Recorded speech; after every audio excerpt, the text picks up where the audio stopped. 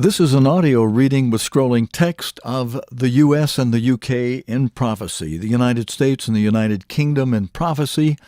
The book was originally entitled The United States and British Commonwealth in Prophecy by Herbert W. Armstrong. This audio reading with scrolling text by Stephen Gilbreath is being done for Miss Tiffany and all who would like to have the book read to you with scrolling text. I'm going to try, and just an introduction of my own before I read the introduction of the book, I'm going to try and read it to you with a low-keyed emphasis so that it makes it easy for you to listen to and or listen and view the scrolling text in various situations, and so that you can go back and listen again. But I'll try to put a reasonable amount of emphasis to it. And I know I may not do it perfectly for everyone, but I'm just trying to be helpful because God's end-time apostle has encouraged us in many of his radio broadcasts and telecasts to read this book over and over again. He's encouraged that. So hopefully this, for those who hate to sit around and have to read a lot of stuff and your eyes get tired, if you only can listen, or I've got the big, the scrolling text, it's big type, so hopefully it'd be easy for whatever kind of device, even a small mobile device, for you to read it as we listen. Because you learn best if you get it both by ear and by eye. Well, some people do. So anyway, I'm going to do my best in reading this to you for those who find this helpful to follow the instruction we were given to read this book. And just kick back, relax, watch, listen, and I'm going to do the best I can. If I goof up, I'll just repeat it and try to correct it. But here we go. The introduction of the book is where we are beginning, and then we'll read. The plan is to read all the chapters. Introduction. A staggering turn in world events is due to erupt in the next few years. It will involve violently the United States, Britain, Western Europe, the Middle East. It's already rather late for the free world to come awake to the real meaning behind current world events. Why? Why do not the world's leaders see what's coming? Why are the world's best minds unseeing? The heads of state, scientists, educators, editors, news analysts, bankers, industrialists, leaders in business and commerce. They are totally unaware. Why? Because they have been falsely educated and deceived into closing their minds to the great causes behind world events and trends. This world has been falsely educated to ignore causes and deal with effects. Yet all the world's problems and ills are simply a matter of cause and effect.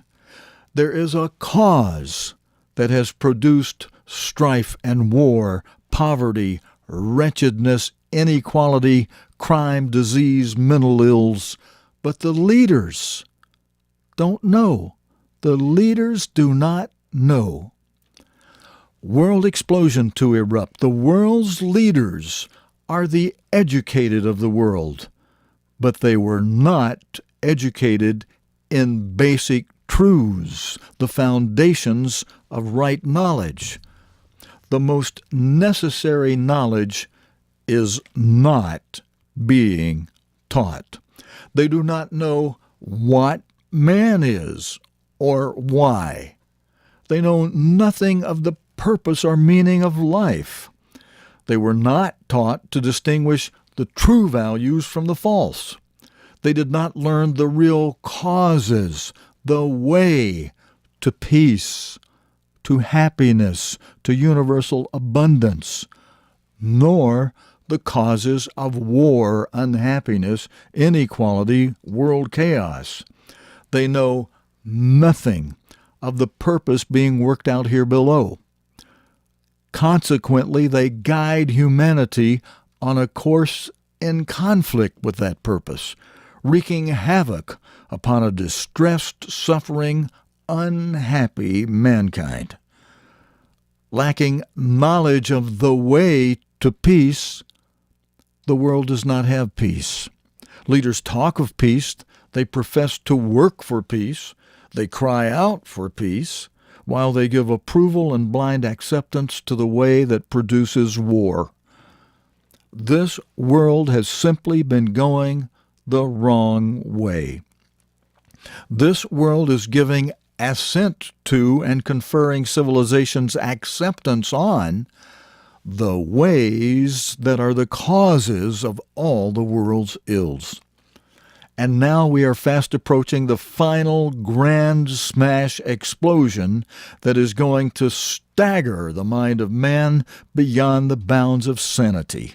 Forces are at work today on plans, programs, conspiracies, movements that soon will erupt into a world explosion of violence and chaos such as never happened before and never will again. Men today are tampering with forces of nature they lack the prudence, knowledge, ability, and wisdom to control. In this folly of educated ignorance, it has become fashionable today and intellectually titillating to ignore the great basic cause of all things, the fact of the purpose being worked out here below, and the master plan for its working out, the invisible but supreme power now soon to intervene and drastically alter the course of history before mankind blast itself out of existence. Unreal though it may seem to those steeped in modern educational deceptions, some 2,500 years ago, the supreme power of the universe inspired a man named Isaiah to quote him saying, "I am God, and there is none like me," declaring the end from the beginning, and from ancient times the things that are not yet done, saying, "My counsel shall stand." Isaiah 46, verses 9 and 10. The great world powers are formulating their policies, laying their plans, but the next few years will see astounding events explode in a manner very different than the nation's plan. Why? Never amiss, because there is the great God who says, "The Eternal wrecks the purposes of pagans. He brings to nothing what the nations plan. But the Eternal's purpose stands forever, and what He plans will last from age to age." The Eternal looks from heaven, beholding all mankind. From where He sits, He scans all who inhabit the world. He who alone made their minds, He notes all they do. Psalm 33, verses 10 through 15. Moffat translation. This same eternal God said, "To whom then will you liken me, or shall I be equal, saith the Holy One? Lift up your eyes on high, and behold who hath created these things." And again, "Behold, the nations are as a drop of a bucket, and are counted as the small dust of the balance. All nations before Him are as nothing." All nations before Him are as nothing. Isaiah 40, verses 25, 26, 15, and 17. Through His inspired prophets, the great God caused to be written some 2,500 years ago and preserved in writing to our time, prophecies filling approximately a third of the whole Bible. In them, in those prophecies, He named every city of consequence of that time on earth, and also every nation, and He foretold precisely what through the years would happen to every city and every nation. In every instance, the prophecies came to pass. What was prophesied happened to Babylon, to Tyre, Sidon, Ashkelon, Ashdod, Ekron, to Egypt, Assyria, Chaldea, Persia, Greece, and Rome, there has not been amiss. Those prophecies were accurate. And now in other prophecies, the same supreme God has foretold precisely what is going to happen to the United States, the British nations, Western Europe, the Middle East, Russia. Best minds, total ignorance. Yet the best minds in the world are in total ignorance of the unprecedented cataclysm that is about to strike. And why? Why have these prophecies not been understood or believed? Because the vital key that unlocks prophecy to our understanding had been lost. That key is the identity of the people of the United States and the United Kingdom, the identity of the American and the British peoples in biblical prophecy. That key has been found. That key has been found. We present it to those whose unprejudiced eyes are willing to see. Are your eyes willing to see? Are you hungering for God and His real, plain truth?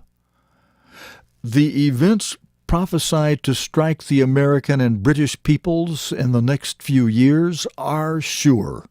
God says, surely the Lord eternal will do nothing, but He revealeth His secret unto His servants the prophets. Amos 3, verse 7. Those colossal world events, shrinking the first two world wars into insignificance, will come. Those colossal world events will come, but not until the warning has been made available for those whose eyes are willing to see.